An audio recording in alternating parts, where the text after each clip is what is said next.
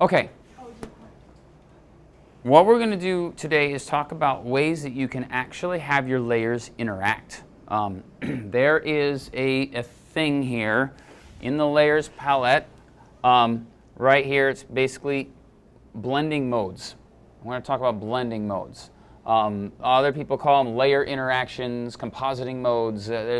You can do layer modes or blending modes are something that happens in a lot of software. You can do them in video editing software. You can do it in Photoshop. There's just a lot of different programs that have the same thing. So we're going to blending modes. And blending modes happen between layers, and they also can happen with the tools. So we're going to go over both because it can be very advantageous to do it. And what happens with a blending mode is if you take a look at a shape. So I'm going to take, okay, this yellow circle here. If I click on the layer, and then you'll see if I go in here and I click this drop down, you'll see there is a lot of options under these blending modes. Okay? And you might wonder, well, what do they all do? Well, the truth of the matter is that really what it is, a blending mode is a mathematical function that Photoshop is going to do, where it's going to take the layer that you're selecting and it's going to have it interact with the layers underneath it in a certain way. So, for instance, okay, if I go and do a difference, and see what happened to my circle? Okay, so let's take it back and go normal, and then we'll say difference. So you can see what it's doing is it's actually taking the colors and it's doing a difference between the two. So where there was no color, it stays yellow. Where there's blue, it now turns kind of a rather ugly pink. But if I continue to do this, things will continue to change. So if, let's say, I go to my two blue rectangles that are here, and I also set those to difference, okay, just for instance, notice now all of a sudden that goes black here. That's kind of weird. This one's another one, so let's set that to difference, just for fun. Now see the yellow is coming back. It's rather interesting. And let's see, here's another one. We can set that to difference. And it really doesn't do too much except change right there. So what happens is these blending modes, and it's rather important to understand this, these blending modes are also cumulative. So as you put them upon more and more layers, they start to interact with each other. Now it interacts top down. So this rectangle here, okay, that one right there, that's just interacting with everything below it. But because of that, if I go and I take off the yellow, you'll see that it's got the black. But now the black with difference against the blue or the yellow oval gives us yellow again. So there's, you know, it's like a cascading effect where each one affects the one below it, and the more changes you have, the more things change. Okay, and you know, so the more layers you have, I guess, that are in blend mode, the more changes you get. Now, before I go on to the tools, some of them are also very different. So I'm going to go back to this yellow layer that we have, and instead of difference, I could choose overlay. And you can see how it creates a whole different series of colors. Screen is a little, produces something that's a little bit more monochromatic. So with this assignment, okay, and this is only for this assignment, you have a limit of 3 colors for this design. So when you are looking at this, if you start adding difference upon difference upon difference, or divide or multiply or whatever, it's very easy for you to run into a place where you start having more and more and more colors, and then all of a sudden you're going to look at it and go, wow, this has just turned into a gigantic mess. Okay? I'm actually going to do that in a second, and I'll show you a way that you can start to correct it without having to start all over again. But that's basically, just understanding each one of these does something very different. Okay, and really you just want to experiment. It can get really complicated though too, because if I set this one to soft light and these are set to difference, but then all of a sudden I set this to overlay, it'll start to change. Certain parts of it change. So down here it changed, okay, but up here it stayed the same. You see? So it's really hard to predict what's going to happen when you start getting 4, 5, or 6 layers on top of each other, all with blending modes. You know, especially in an assignment like this where it's just pure design.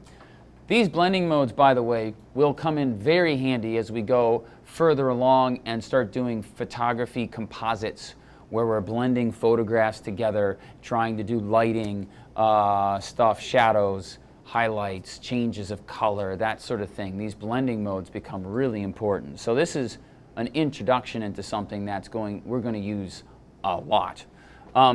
So now let me just, we're just going to I'm going to make a background here. So I'm just going to create a new layer and make sure it's all the way down at the back. And I'm actually going to turn these off to show you the next thing that I want to do. Okay, so there we go. They're all off. Oh, most of them are. Okay. So now I've just got a background. One of the other things that can happen is you can also set the blending modes with a lot of the painting tools, shape tools, well, not shape tools because that you do with the layers, although you can, and like gradient tools, fill tools, that sort of thing. So I'm just going to take the brush tool, just demonstrate something. So here I just make a blue line, let's say, and then I flip-flop my colors and get my yellow. Now if I just do it on normal, the yellow is just going to paint right over top of the blue. Okay, it's just going to replace the pixels. However, undo that. If I go and set this to, say, difference, again, usually that's the most extreme one. It makes the most change, so I'll always use that as a default in a demo. That might not be what you always want to do. I just use it because it usually makes the best example. And then I do a painting here. Okay, now we can see how, and it's really interesting how it works. You know, you get this really bright blue on the edges because the yellow's fading out, and then in the middle you get kind of a weirdish pinkish color, you know, which isn't actually the nicest pink in the world. So, you know, the color that you choose changes, of course, the way it interacts. So if I just shift this just a little bit to, say, an orangey color, let's see what happens. Now my pink is a lot brighter, isn't it? So realize that the colors are interacting together. And the two colors, if you change even just one of them slightly, the resulting color that happens when you add these blending options can be vastly different. I think personally that if you're doing something like this where you have two shapes, it's best to do each one on a separate layer and then change the blending options with the layers themselves. You just have more control that way. So here, 3 days from now, if I decide I don't like this pink and I don't like what happened here, these two lines are now on the same layer. I'm stuck with it. If I don't like it, that's too bad. Whereas if I've got each line on a separate layer and I'm setting the blending options here in the layers menu, now I can go choose a different blending option if I want to, or I can change the opacity of a certain layer if I want to. That sort of thing. That really helps. The other thing that's important to note, let me undo both of these, is if you have the paintbrush set on a blending mode, certain blending modes won't work on a transparent layer. Multiply, I think, is one of them. No, it's working. Why are you working? It's not supposed to work. Oh well. Some of them won't necessarily work on an empty layer because you've got nothing to start with. So how is it supposed to work? I had several students this morning trying that, and they all had some problems. Okay, so you can see how it's how you know, right now I'm on divide. So it's dividing the colors together, and once you divide something by itself, you get black. You get 0. Okay. Now, one last tool to kind of show you, because this is something a lot of people like to make a background, but this comes with a warning. You can also do things like the gradient tool, setting it to difference, and that's kind of fun. So let's just set it to normal at first, and I'll show you how it works.